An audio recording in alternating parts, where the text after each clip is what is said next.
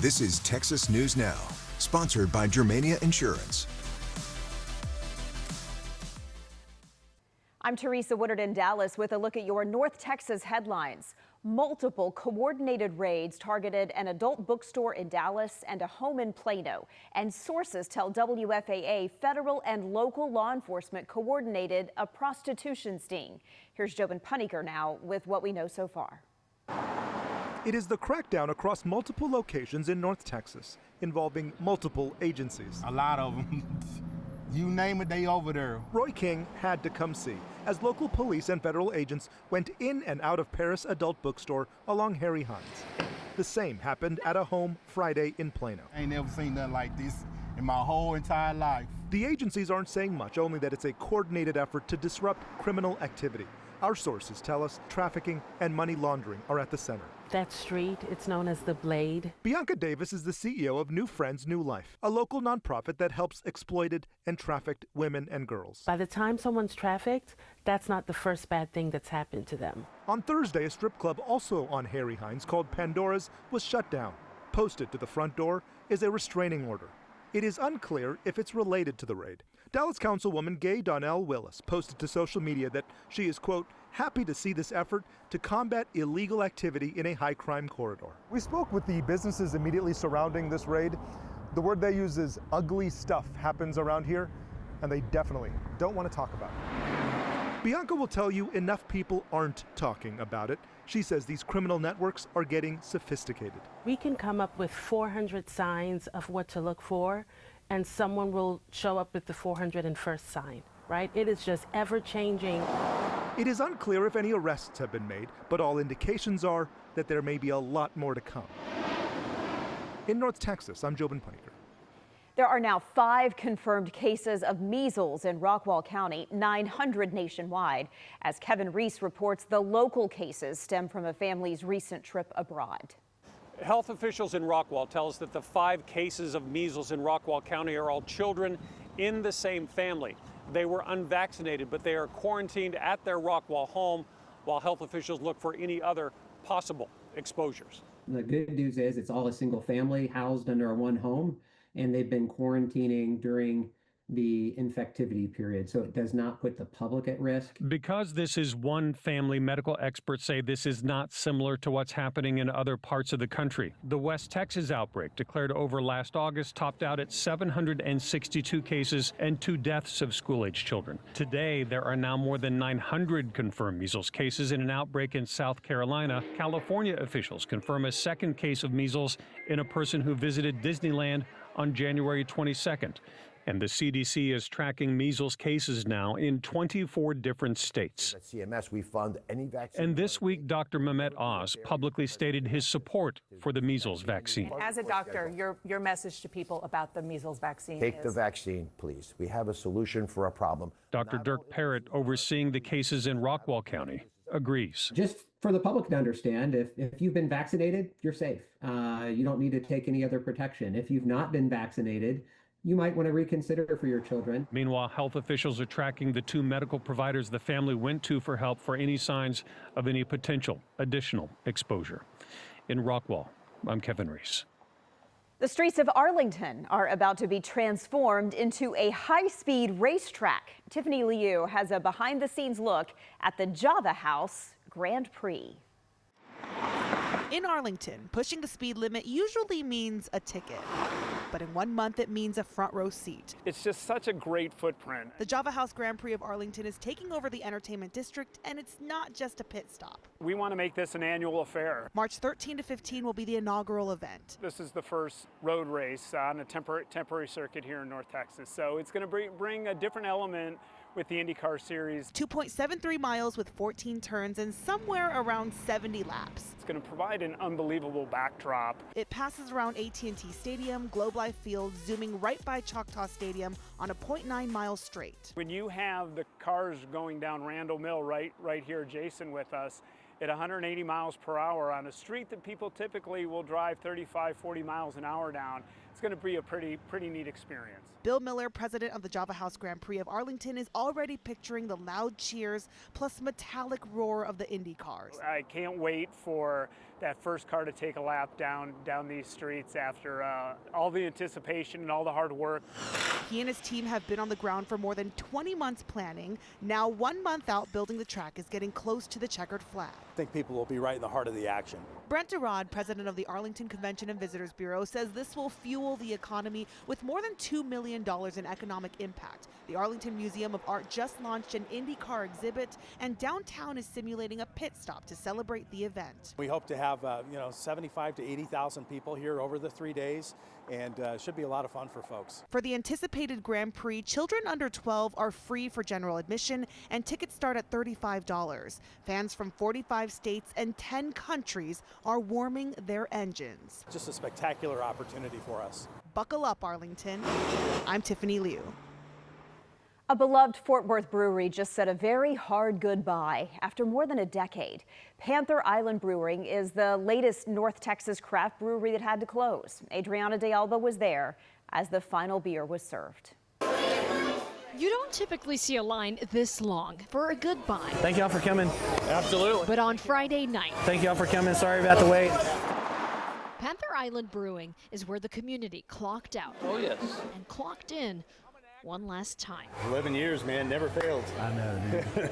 For 11 years. It's good. Let me smell it. Owner Ryan McCorder and his family have poured a lot more than pints. What started as an at-home craft beer kit fermented into something much bigger. Nice. That's so tight. The Fort Worth Brewery along Main Street became a place where strangers blended like malts and left as friends. We definitely built that kind of safe space for everybody here. As a family, the owners have decided it's time to close the doors for good. Panther Island Brewing is among several local staples making that tough decision recently to close doors for good. And here, the decision had a lot to do with rising costs. Simply put, just wasn't enough. Wasn't making enough. A decision that could only be reached through deep discernment. What is God telling us? This. And we had to listen. Hard decision to make? Very, obviously. Is the final pour. Dude, you made it. A cherished moment between business partners that became friends. You were here for, the very beginning. Yeah. A chance for Mark Flores to reminisce. I gained a second family here. It never felt like a job. Thank y'all so much for coming. Appreciate it. McCorder hopes the memories brewed inside the old warehouse will age well. Just keep spreading the kindness in this crazy world we live in. A toast, not to an ending, but to everything that was built here in Fort Worth. I'm Adriana de Alba. And those are your North Texas headlines. Hi, I'm Ayana Aird, and here's what's making headlines across East Texas. A Wood County deputy and a Texas DPS trooper are in critical but stable condition after officials say they were shot multiple times while trying to serve several felony warrants on a suspect. The sheriff's office says deputies and DPS troopers went to a home near FM 515 and FM 2966 to serve 6 warrants when the suspect opened fire with a semi-automatic weapon. The suspect then barricaded himself inside, leading to an hours-long standoff. After multiple attempts to get him to surrender, law enforcement entered the home. The sheriff's office says the suspect fired again. Officers returned fire, and the suspect later died at Equipment Hospital. The Texas Municipal Police Association says one officer is undergoing surgery while the other remains in the ICU. The Wood County Sheriff's Office wrote in a statement online saying, quote, "Tragic events like this leave an entire community searching for answers, including the family of the individual involved. Our thoughts and prayers are with them as they mourn and struggle to understand how this tragedy unfolded." Texas Representative for House District 5, Cole Hefner, wrote on Facebook, in part, quote, "Our prayers are with the Wood County deputy and the DPS trooper who were injured in the line of duty. Despite sustaining multiple gunshot wounds, they continue to represent the very best of Texas law enforcement and courage under fire and commitment to protecting our communities," end quote.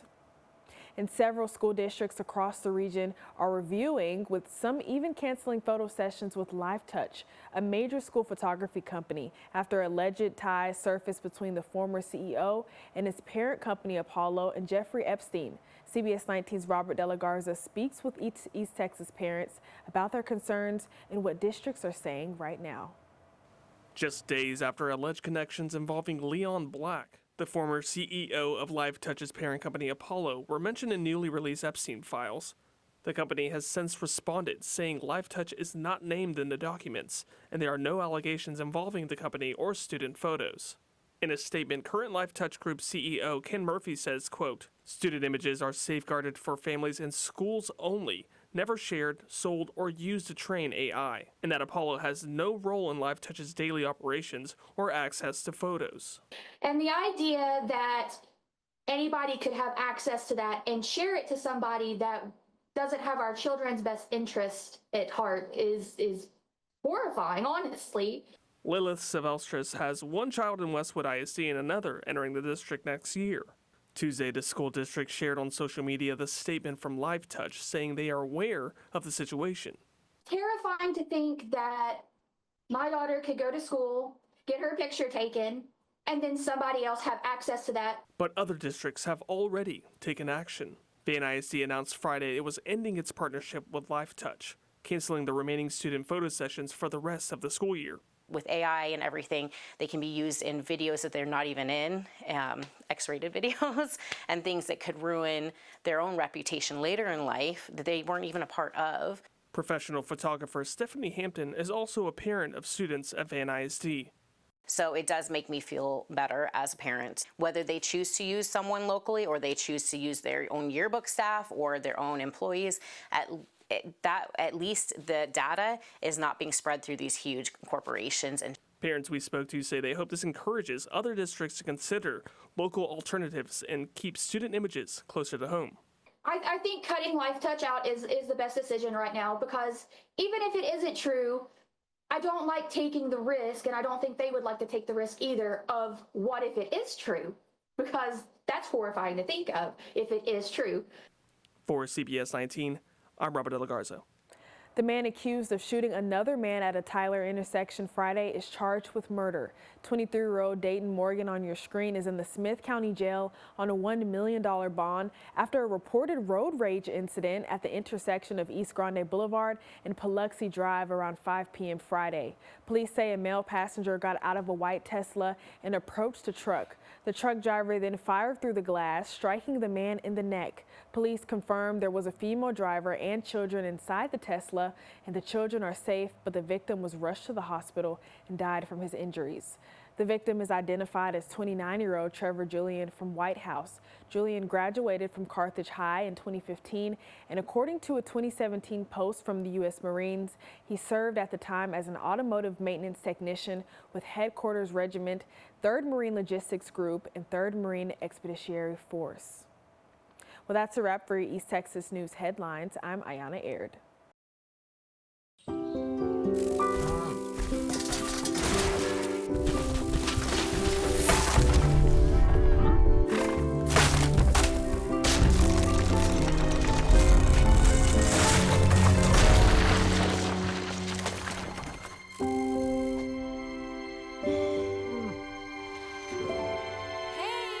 For insurance you can trust, help is just a handshake away. Find your local agent at germaniainsurance.com.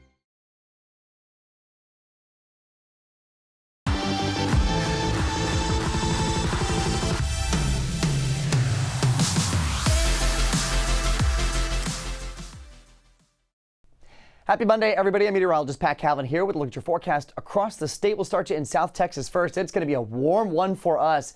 Temperatures in the mid to upper 80s once you get away from the water. Coastal spots from Victoria all the way down towards Corpus and Brownsville.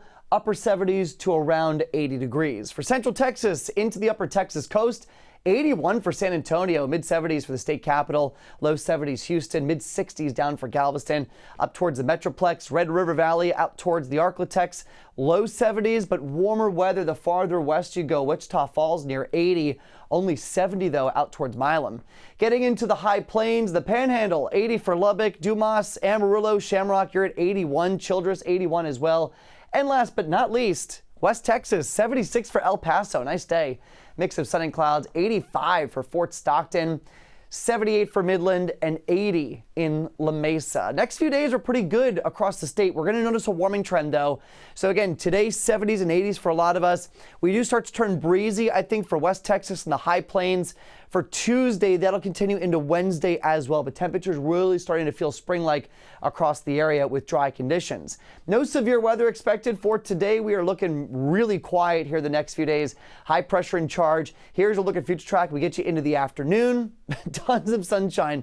Really not much to talk about here. Getting into the day tomorrow, a couple more clouds around, I think, for East Texas, getting into the middle part of the state as a little bit of humidity comes in for the morning. I think by the afternoon, though, we break out for more sunshine, couple passing clouds, and again, breezy conditions for the high plains and West Texas, but overall, no rain on the map for us. And then finally getting into Wednesday morning, again, more humidity. So a few extra clouds for the upper Texas coast to start the day, and then by the afternoon, a mix of sunshine and clouds. Like I said, though, very, very little in the way of rain chances for this week. Next 7 days, you're not going to see much of anything across the entire state. Temperatures are the big story, though. Again, for this afternoon, mid to upper 80s for a lot of the spots along the U.S.-Mexico border, low 80s into the high plains. Coolest spots will be East Texas in the low 70s. And then for tomorrow, look at that, 90s. Back on the board for South Texas, mid 80s here through West and Central Texas, and then upper 70s and low 80s getting into East Texas. And the temperatures are expected to stay warm here next couple of weeks from the Climate Prediction Center all the way through the 25th. I think we stay warmer than normal across the state with cooler weather up across the U.S. and Canada border, back across the West Coast. And then getting into the beginning of March, not much changes. Staying warmer than normal here across the state and really going all the way up across the Great Lakes as well. Not much variation in the temperature across the U.S. That's a look at your forecast here for Texas News Now. Stay with us. More headlines are coming up.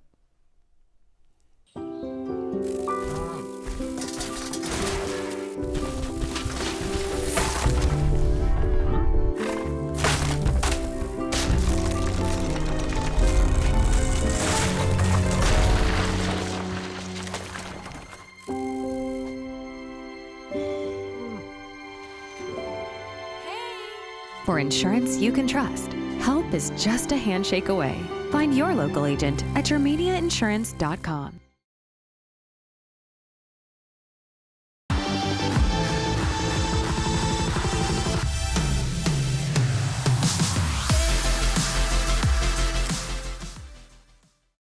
Let's take a look at today's headlines from Houston. I'm Trayson Bragg. Some residents may be facing higher flood insurance after FEMA released new drafts of flood maps for Harris County. Troy Kless spoke to experts to break down the maps and the potential impact. While these maps are new, they are not final. The maps do not change any existing flood insurance policy, though those changes may come in the future. After major floods like Hurricane Harvey, the existing maps did not fully reflect flood risk. I think it'll come as no surprise to a lot of the people whose homes are now mapped as being in the 100-year floodplain. Jim Blackburn is an environmental lawyer and engineering professor at Rice University. Without getting specific, he highlighted some areas of Harris County that can see an increased flood risk. I would flag the northeast part of town. I looked, from what I saw, Greens and Halls Bayou floodplains look like they're expanded significantly. There are several other areas of Harris County that were added into a 100 or 500-year floodplain, but the maps released by FEMA last week are not final. The Harris County Flood Control District says these maps are intended for technical review. In a statement, the Flood Control District says it will launch a public-friendly online map viewer next week with the same data in an easier-to-understand format. Homes that are in new maps could possibly be impacted. You may be required to buy flood insurance to get mortgages Hazardous waste can't be located in these areas. The Flood Control District says they will be hosting informational webinars to discuss the new flood maps. You'll have a chance to appeal the maps if your home is in a flood zone. In Southwest Houston, Troy Kless, KHOU 11 News. Troy, thanks. Meanwhile, the demolition of a vacant flood-prone apartment complex in Greenspoint is nearly finished, and long-term plans for the site may help lessen the impact of future flooding in the area. Jason Miles went back to the former Biscayne at City View Apartments for an update.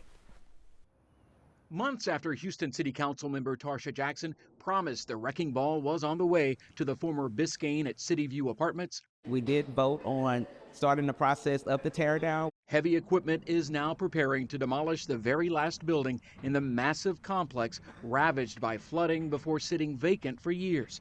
Most of the site has already been leveled. How would you describe what you see today? This is a huge improvement. Christine Krug contacted us last year wondering about the progress of long-term plans here after the city of Houston worked to relocate residents and purchase the property that's been a big concern for others who live nearby. I mean, these people deserve a nice place to live. They deserve to feel, safe in their spaces and not walk by these places and see people, in crashed out, burned out apartments. This is video from a previous visit when we found evidence of vandalism among the hundreds of former units, as well as what appeared to be copper wiring theft, all the result of abandonment following multiple floods. Like other properties deemed too risky to build back on following floods, this site should eventually help lessen the impact of future flooding in this area. According to the Harris County Flood Control District, ownership will transfer to it once the city completes demolition. I'm told a stormwater detention and possible recreational area should replace the old apartments at some point. Whatever they've got planned for this is going to be better than what it was. No matter what it is. No matter what it is, if it's a park, if it's a drainage project, whatever. In Greenspoint, Jason Miles, KHOU 11 News. Jason, thanks so much. The FIFA World Cup will kick off in Houston in a few months, and with it comes the free FIFA Fan Festival. Officials say think Super Bowl ×7. To prepare, the search is on for local musical artists, dancers, and other entertainers to perform live at the festival. Katira Winfrey breaks down what you need to know to secure your spot on stage. It's a once-in-a-lifetime opportunity. That's what Fan Festival officials say. The East End from Walker to Polk will be transformed, packed with activities, and for the lucky few, a chance to hit the stage on one of the 39 days of Fan Fest. The countdown to FIFA World Cup 2026 has begun. In just 4 months, Houston will welcome thousands from around the globe. But this is a once-in-a-lifetime opportunity. You're going to be a part of something that will never happen again in our lifetime. It's a rare experience, one that planning committees are using to highlight Houston's diversity. Years of planning now being finalized, but the big games can't go without big fun. We have launched a citywide talent search that we are trying to identify Houston talent to perform on this world stage for the world to see. And the Houston Host Committee has a lot in store. The Fan Fest will be located in Houston's East End and stretch from Walker to Polk. These early renderings help put the transformation into perspective. This is extremely ambitious to take these vacant lots, parking lots, and warehouses and turning them into this magical footprint. The Fan Festival will be open for 34 of the 39 days of FIFA, and each day local entertainers will be taking the stage, chosen from the Fan Festival talent submissions. We're not looking for just singers. If you can juggle, whistle, dance, if you're a flamenco dancer, a Tejano, whatever culture you can represent through your talent, that's what we want to see. Those interested need to fill out the online form, select available days, and share videos of you performing your talent. Callbacks happen in April and selections finalized in May. I mean, you've got Houstonians that'll be down there at the Fan Fest, so you've got your local people, and then you've got people from all over the world. The deadline to apply is March 10th, but you'll start to see parking lots like this one start to transform starting in May. Reporting in the East End, Katira Winfrey, KHOU 11 News. Katira, thank you. All right, looks like a fun time. That's a wrap for your Houston headlines. I'm Trace and Bragg. I'm Adriana Alexander. Here are your headlines from Central Texas. A Temple family is mourning the death of their 16-year-old son after a tragedy this week, while also praying for their 10-year-old daughter's recovery. 6 News reporter Juliana Jackson spoke with the parents and has their story.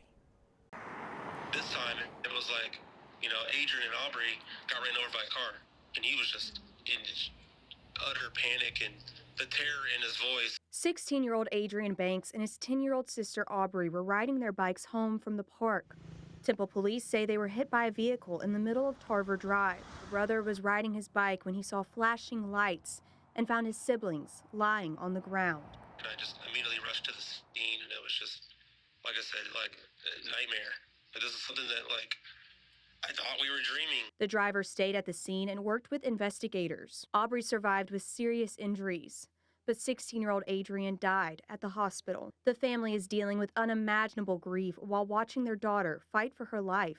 It's painful to watch and painful to see her, struggle, and it hurts really bad. The Banks family says Adrian was a devoted young man who never missed church, always arriving hours early to help set up and serve. Hours before to help set up and clean, and he served the Lord, and I strongly believe God needed him. His parents say Adrian's legacy is living on. Aubrey is still in the hospital, but her parents say she's showing the strength of a superhero, even singing Taylor Swift songs while getting her hair done. Nothing goes unseen, and we do love it, and we do appreciate it in this hard time right now. Meantime, over in Waco, a vacant hospital site in Waco could soon become a new community park as city leaders are taking steps neighbors say are long overdue. 6 News anchor Adrian Carbajal spoke with residents to hear more about the groundwork they have done to make this vacant lot a potential gathering place. Please give us a park! Please give us a park! For 6 years now, neighbors in the Dean Highland neighborhood have pushed for the former Hillcrest Hospital property to be turned into a public park, complete with walking trails and space for families to gather. This month, the Waco City Council gave preliminary approval to a special environmental designation that would allow development on the land, and residents are excited about the possibilities. There is just a lack of resources and a lack of consistent sidewalks in our neighborhood to be able to even use outdoor spaces. And so having a park here that would have consistent sidewalks where anybody could safely have a walking route within this neighborhood means a lot. This could potentially be something that would be of value back to the neighborhood. Jessica Ford, board member of the Dean Highland Neighborhood Association, says as a mother, the space would benefit the children greatly, and the children agree. We would really like a park where we can walk to that is safe. I like parks so you don't have to duck your head all the way, so that any age can enjoy it and have fun. And I like the climbing structures you can play with, because I know my siblings enjoy that. Many residents in the neighborhood are advocating for this rundown lot to be turned into a park, not only for their kids, but for the overall mental health and quality of life benefits that could come with it. Mental health, which is such a big issue in the city of Waco, is best treated with prevention and not treatment. And one of those things that you can do is increase the amount of green space that you have within your city. And because we're thinking not what is life going to be like a year from now with a park. I'm thinking about what is life going to be like 10, 20, 50, or 100 years from now. Now, there is still a long way until any final decision is made on the potential park. The Waco City Council must approve a measure in the second vote later this month. The plan would also require support from nearby cities and final approval from the Texas Commission on Environmental Quality. And those are your headlines from Central Texas. I'm Vanessa Croy, and here's your news from San Antonio. An investigation is now underway after reports of a shooting near a Stone Oak bar and restaurant. This was the scene just after 2:30 Sunday morning of the Culture Vibe dining off the 700 block of East Sonterra. Officers canvassed the parking lot for evidence as police tape marked off the crime scene. Police haven't yet said exactly what happened or if anyone was hurt. We're waiting for an update, and we'll share those details as soon as we get them. Lured into an ambush and shot in a jealous rage. Police say a Northside shooting wasn't random. Investigators believe a young man was targeted and shot after being tricked into a late-night meetup. Investigators say a 21-year-old man was lured to Baltic Drive in Silver Oaks back in August by someone pretending to be a woman he'd been talking to on Facebook. When he got there, they say 20-year-old Jesus Nunez Hernandez jumped out of an SUV and fired off at least 4 shots. The victim was hit in the arm. Police say Hernandez was the woman's boyfriend and snapped when he found out the victim was talking to his girlfriend online. He's accused of setting up the meeting out of jealousy. He's now charged with aggravated assault. Parents of football players are speaking out, saying they want answers and changes after a 16-year-old collapsed during practice last week and died. KENS 5's Alicia Nieves has their emotional testimonies. A fence covered in candles and heartbreak. Tonight, Stevens High School mourning 16-year-old Jaron Lawson as parents demand answers before their kids return to the field. We already have to worry about our kids going to school because of school shootings. Now I have to worry about my kid going to practice and making sure he's going to come home. 2 parents we spoke with anonymously say their sons were on the field when Lawson collapsed, and what they described raised serious questions. He attempted to say that he wasn't feeling well, and then right before he passed out, he had attempted to say something there as well, and it just kind of came out as a mumble. They were physically, pushing him down and pulling him up, pushing him down and pulling him up. These mothers also say players told them the first people to respond weren't adult trainers, but student trainers who told staff to call for help. Like they created this military type culture where they're not allowed to show weakness or be weak or anything, and if you are, then you're punished for it. Northside ISD disputes these allegations, saying early findings show no evidence Lawson told coaches he couldn't practice. The district also said there's no evidence Lawson was denied water, and at the first sign of distress, he was immediately attended to by students, coaches, and athletic trainers. You have to understand the culture there. That's not okay. It's not okay to be sick and miss a practice. If you do, you're not going to play the next game and you're not going to start. Parents say communication since Lawson's death has been limited. This mother says her request on the Sports U app for a meeting got deleted. 2 posts, not just one, the second one as well got deleted. But that demand persists. We want a meeting. Parents want to bring the football community together before practice resumes. And what is practice going to look like going forward? Are they going to have mandatory water breaks? And are those going to be logged and documented? Parents who we interviewed agree, saying football should teach discipline and character, but not at the cost of a child's life. He tells me, I'm really scared because what if I'm next? And that is the hardest thing as a mom to hear. Alicia Nieves, KENS 5. Football practice has been called off until further notice. Lawson's cause and manner of death has yet to be released. Northside ISD says if anyone has information that would help with this investigation, call the administrators at Stevens High School or NISD Police. The school's Booster Club has started a GoFundMe to help Lawson's family. You can find that on KENS5.com. And we're learning new details after a violent robbery at a West Side pawn shop. According to an arrest warrant, 32-year-old Joshua Barron and another suspect stormed into the Cash America pawn shop off the 2500 block of Bandera earlier in the month. Police say they held the employees at gunpoint and then smashed the display glass counter with a hatchet. They grabbed over $12,000 worth of jewelry and took off. Police say the other accused robber is Barron's cousin, and at last check, they were still trying to track him down. And a man accused of robbing a woman at gunpoint late last year is now behind bars. Crime Stoppers asked for your help finding this man, now identified as John Perez. According to an arrest warrant, Perez took $300 from a woman's purse, and when she confronted him about taking her money, he put a gun in her face, jumped on a Via bus, and took off. Perez is now facing an aggravated assault charge. We have new details on a jury duty scam that the Bexar County Sheriff's Office has sounded the alarm on.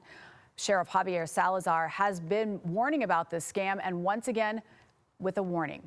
We've now learned that scammers aren't just spoofing government phone numbers and pretending to be deputies. They're also pressuring victims to pay fake fines through Bitcoin ATMs. The sheriff's office says just last week, scammers kept a woman on the phone for 8 hours as she drove around to different Bitcoin ATMs across the city to deposit her money. The sheriff says she handed over almost $23,000. Being that it's Bitcoin, sometimes these scammers are in other parts of the country. Sometimes they're even in other countries.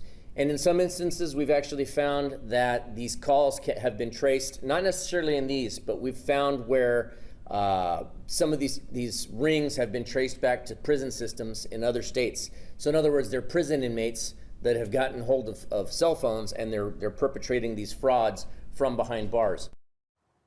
The sheriff now on a mission to crack down on these scammers. He says he's asked city leaders to pass an ordinance that would require warning signs on every crypto ATM that would remind people that no law enforcement agency will ever ask people to pay fines through those machines. If and when the sheriff's proposal will be approved is still uncertain. And that's your news in San Antonio.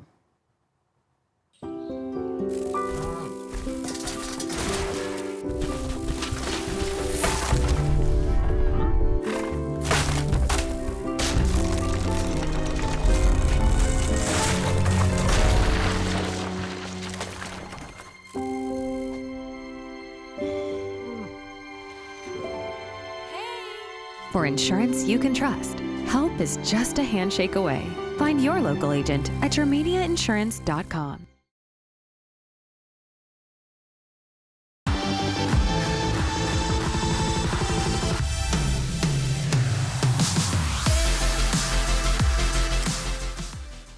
In Austin, I'm Daranisha Heron. A big announcement from University of Texas at Austin. UT is undergoing a major academic restructuring. The university is consolidating 7 ethnic and gender studies departments into 2 new departments. The changes are causing concern among some UT students and faculty. KVUE's Daniel Perot tells us there has been talks about this happening since the UT system began auditing courses related to gender studies back in October. The change is the latest example of the mounting political pressure public universities are facing.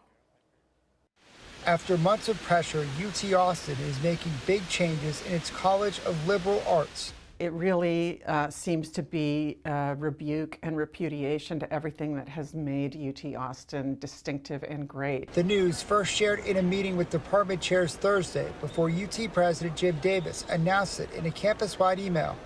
Departments like African Diaspora Studies, Mexican American Studies, and Women's Gender and Sexuality Studies departments are being consolidated into a new Department of Social and Cultural Analysis, while the French and Italian, Germanic Studies, and Slavic and Eurasian Studies departments are being consolidated into the Department of European and Eurasian Studies. I don't know what that will entail. I don't know what that means for the future of our degree program. Davis says there will be curriculum reviews to figure out what majors, minors, and courses will be offered. Current students will be able to continue pursuing their degrees. Women and Gender Studies Department Chair Lisa Moore says the move will gut a department that's one of the best in the country. Shutting them down, renaming them, erasing them, is rolling back a century of progress. Davis says these changes are needed after the university found fragmentation across departments. He says this will allow students to get a balanced and challenging educational experience. This was something that was imposed on us without our consent or participation. It comes amid growing political pressure from conservatives who sought to eliminate programs they see as liberal. Last month, Texas A&M eliminated its Women and Gender Studies degree program.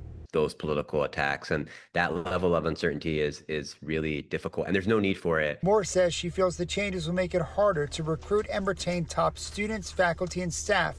It impacts, she says, we felt far beyond the UT campus. The changes are expected to be finalized in the coming months, but as of now, the university says there is no official timeline for the consolidation. And early voting for the primary election starts on Tuesday, and one city council member is worried about students being able to access the polling location on campus. KVUE's Daniel Gomez got answers from UT about improvements they plan to make. In just a few days, students at UT Austin will join other Texans voting in the 2026 primary election. I plan to vote as soon as possible. We were actually making plans to come here and vote right down there. As a student, I think The university, as well as organizations on the university, make it very easy for you to find that. Every single time I vote literally down the hall in this building right now. But Austin City Councilman Zoe Kadri, who represents most of UT Austin's campus, says he's hearing concerns of a possible accessibility issue to voting at the Texas Union building. We've had students reach out to us about their concerns around polling location, which being right outside of the Union. There's construction going on outside of the Union. I can see how somebody who doesn't come to the Union as often as I would have trouble getting in because of the construction. UT Austin told KVUE News on Friday that construction will not be an issue for early voting for the primary.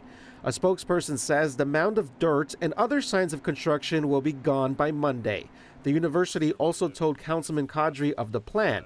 The concerns came and went as important choices will have to be made in the coming weeks. Sometimes it's hard to research candidates while also doing school. And students, like all voters, have a say as big as the stakes. According to UT Austin, there are about 55,000 students at the university, most of them undergrads. UT Austin surveyed its students. Among the top reasons why students vote is because of a sense of civic duty. Like why we should vote, it's like really like interesting, and like because where we're from, there's not that big of a push.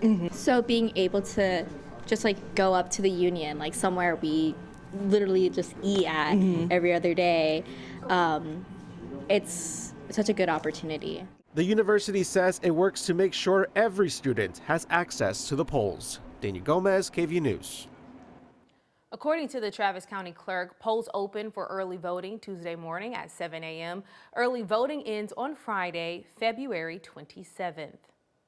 A recent purchase of federal land in San Marcos is paving the way for major growth. It includes expansions at the regional airport and upgrades to Texas State University's Advanced Law Enforcement Rapid Response Training Center. KVUE's Brianna Perez shows us what these changes mean for the community and what's coming next. From the skies to the classroom, growth is coming to San Marcos. So the more property we have, the city has, with this acquisition, it really suits the needs of airports. Between Austin and San Antonio, the San Marcos Regional Airport relieves air traffic for both cities. With 170 acres of newly acquired land, officials say they're expanding. So with this, it puts us almost exactly at 1,600 acres. Jim Wimberly with Texas Aviation Partners says takeoffs and landings are up 40% year over year. Now we have another 170 acres to work with the FAA and with our neighbors to the north and south to help develop a more,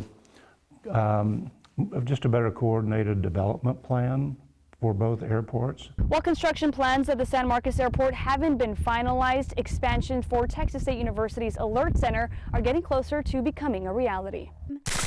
For years, the Alert Center has used the land near the San Marcos Airport as a training ground for active attack response. Now, the Texas State Board of Regents has approved construction on 75 acres of land the university bought from the federal government last year.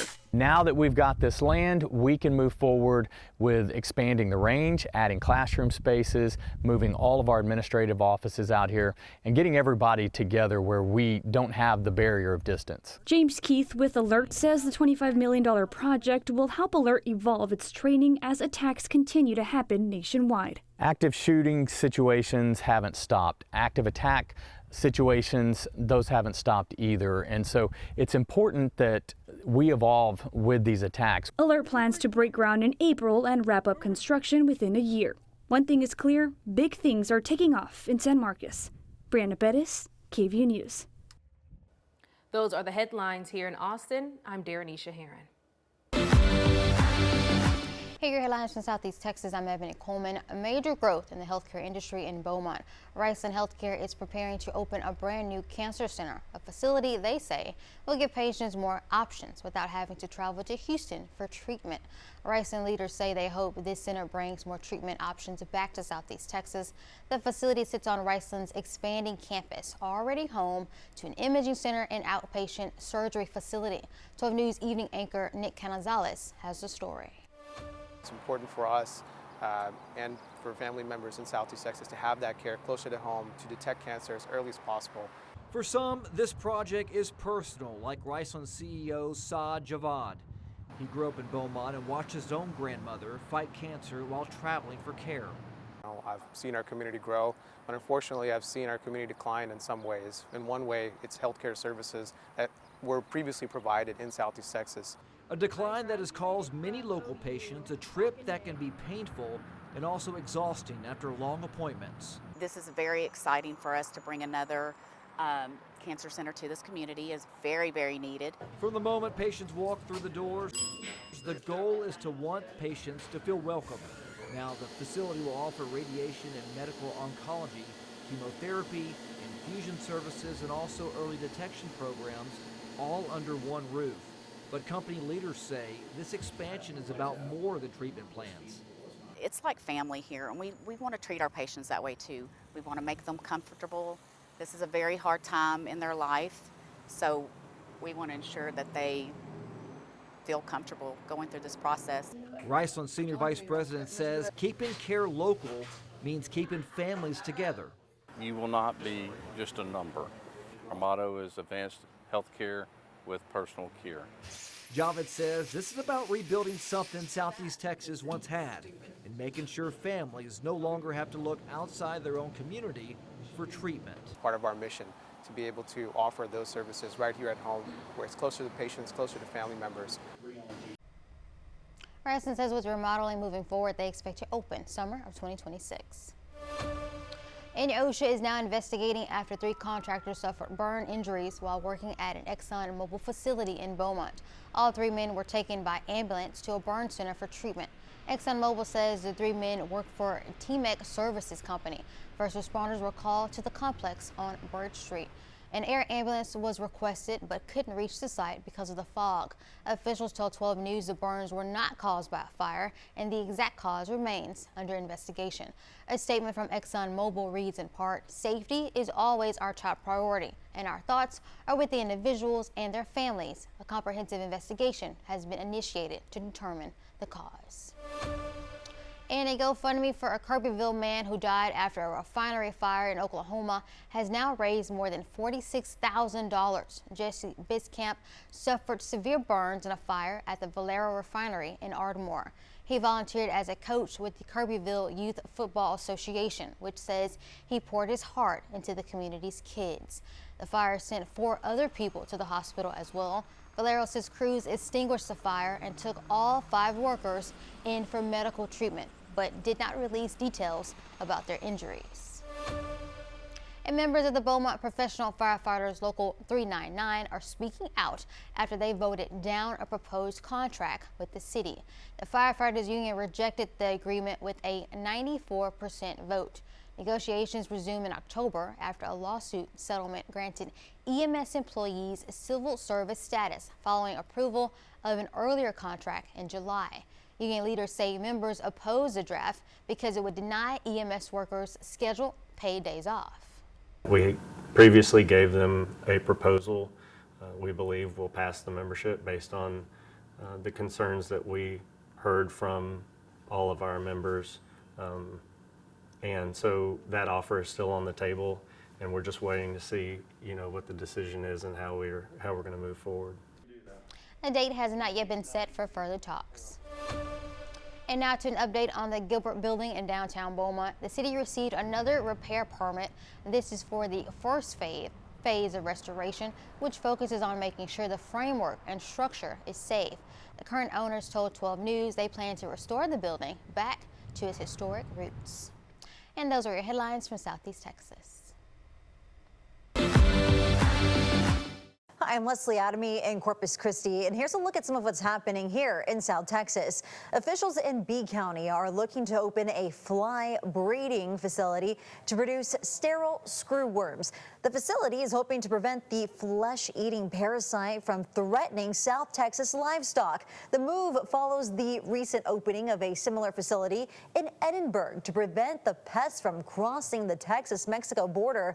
And although there are currently no reported cases in Texas, officials say they're taking proactive steps to protect the state's livestock industry. And a hopeful sign tonight for one of North America's rarest birds. Whooping cranes are seeing record success up north, with last summer's nesting season in Canada producing more chicks than ever before. And here in the coastal bend, those cranes aren't just a conservation win. Experts say they also bring in millions of dollars in ecotourism every year. Michael Gibson explains why the future of this species matters far beyond the wetlands. I'm here on the Skimmer, a boat captained by Tommy Moore. We're just leaving Fulton Harbor. We're going to go out and try to find some of those endangered whooping cranes and several other species of birds. And we've got a full boatload of folks, and let's see how this all turns out, especially in all this fog. And it was thick enough to cut with a knife. And the Skimmer did slice through that fog, revealing so many birds that we simply can't name them all. But we do know that these critters who followed us are Atlantic bottlenose dolphins. Now, one of my favorite things about these dolphins is their dorsal fins are all shaped a little differently. It's as unique as a fingerprint on a human.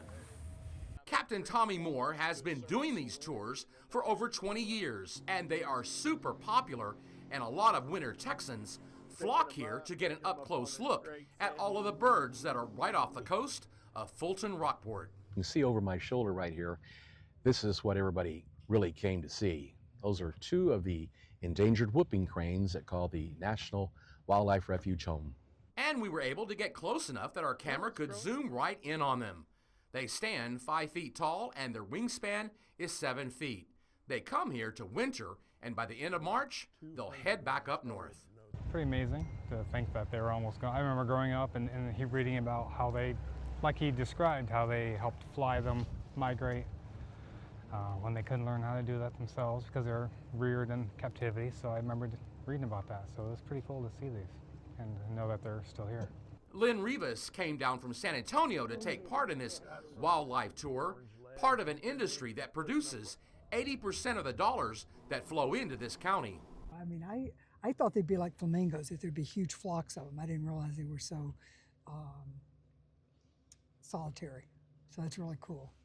An experience she soon won't forget, and one that we were also super excited to be a part of on this day.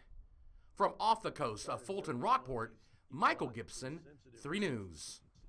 Very jealous of that assignment, Michael. Hey, if you are visiting North Padre Island anytime soon, you may want to watch your step.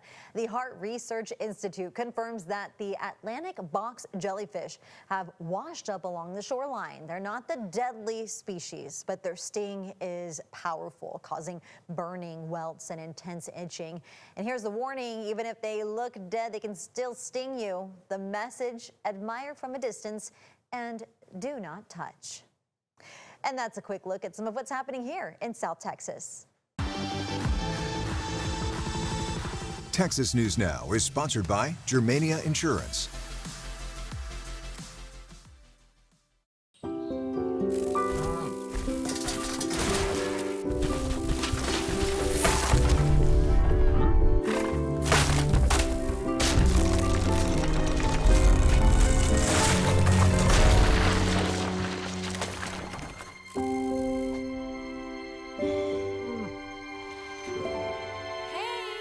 For insurance you can trust, help is just a handshake away.